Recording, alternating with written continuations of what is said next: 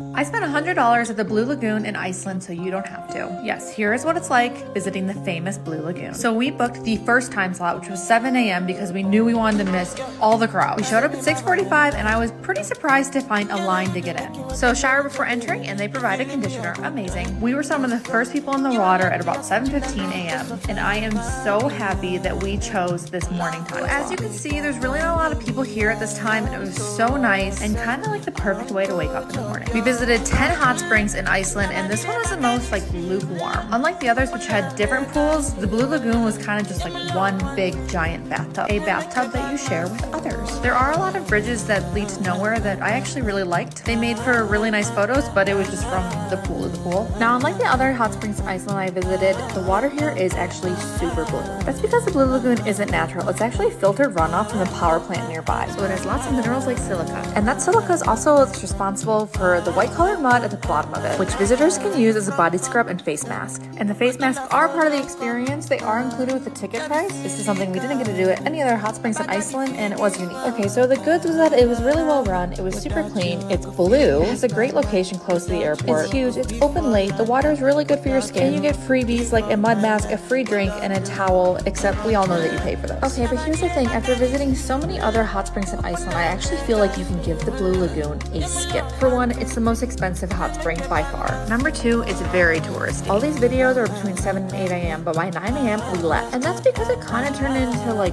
Disneyland / football game tailgate vibes by that time, so it was just better leaving. Because of this, it just wasn't as relaxing as the other pools. The Blue Lagoon just didn't feel very Icelandic to me. And yes, I'm sure there's people that will disagree, but after spending more than a month traveling around Iceland, I can without a doubt say that the Blue Lagoon is not representative of Icelandic culture. Although the blue water is super cool, it's not natural. Lastly, and I know I'm going to make some enemies on this one, but it's kid-friendly. I have nothing against kids, but spas that are kid-friendly are just not that relaxing. I'll be reviewing some of the other hot springs we went to in Iceland in my other videos.